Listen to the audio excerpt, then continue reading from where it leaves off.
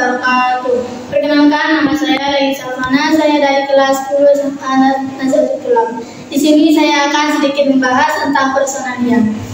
Pengertian manajemen personalia secara umum adalah jenis manajemen yang berhubungan dengan perencanaan, pengarahan dan seleksi pegawai, pendidikan, uraian tugas, pelatihan dan pengembangan, serta pemeliharaan sumber daya manusia yang bertujuan untuk membantu tercapainya tujuan, baik itu tujuan individu, perusahaan maupun masyarakat.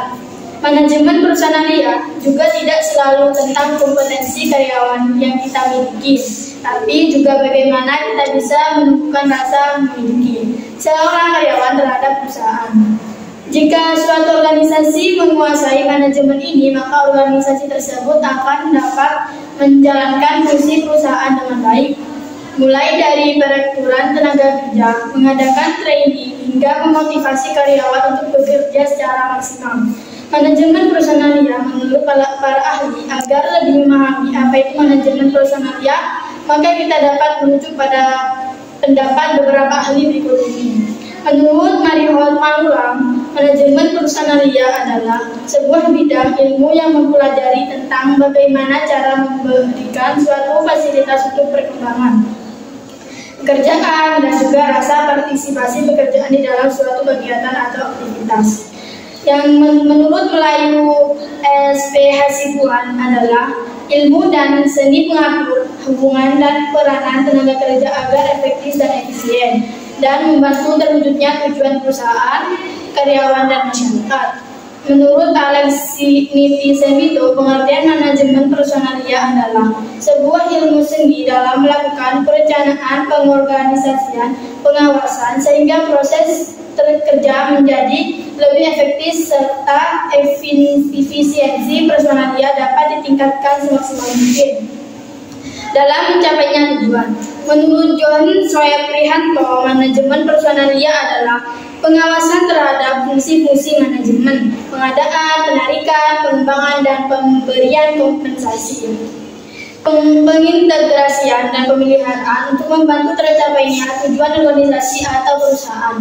Dan yang terakhir yaitu menurut Ranu Patdojo dan Suat Husnan, yaitu pengertian manajemen personalia adalah perencanaan, pengorganisasian, pengarahan, dan pengawasan dari pengadaan, pemberian kompensasi, pengintegrasian, dan pemeliharaan tenaga kerja dalam tujuan perusahaan tercapai.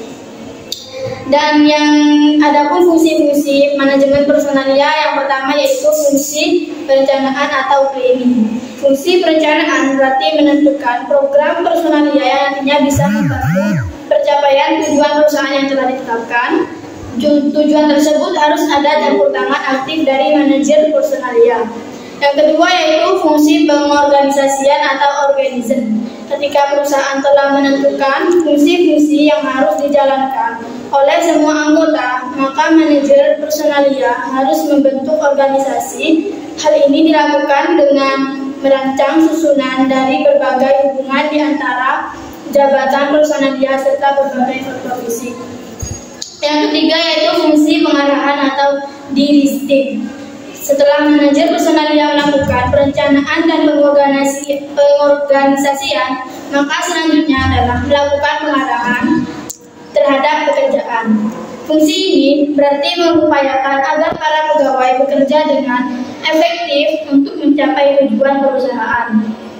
Yang keempat yaitu fungsi pengawasan atau controlling. Fungsi pengawasan berarti manajer personalia melakukan observasi terhadap kegiatan atau aktivitas karyawan.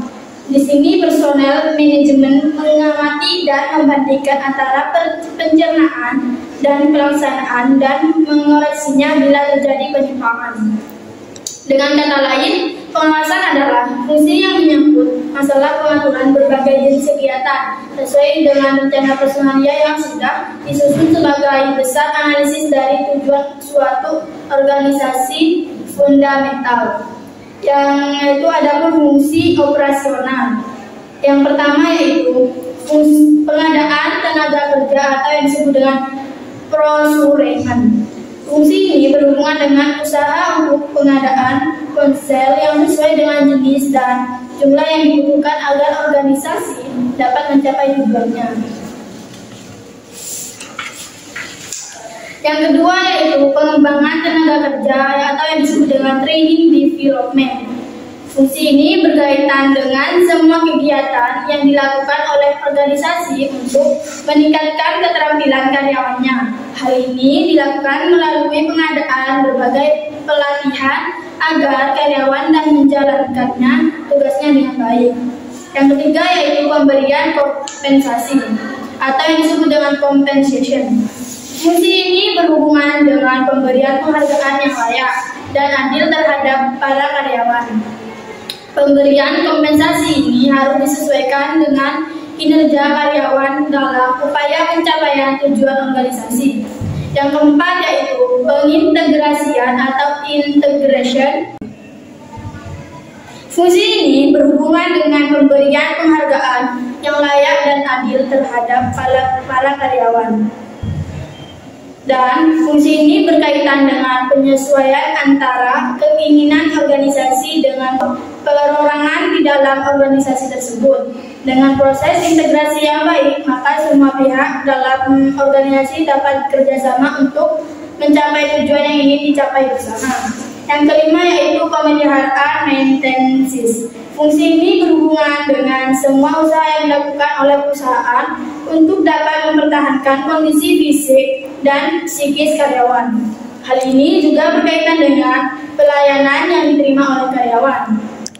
Seperti yang dijelaskan oleh Manulang, di mana ada dua macam tujuan manajemen personalia, yaitu yang pertama production needed atau yang disebut dengan efisiensi dan daya guna. Yang kedua yaitu people needed, kerjasama.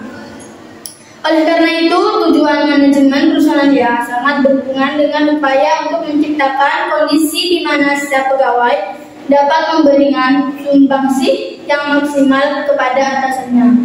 Alasannya, efisiensi hanya bisa tercapai bila ada kerjasama yang maksimal dari para pegawai.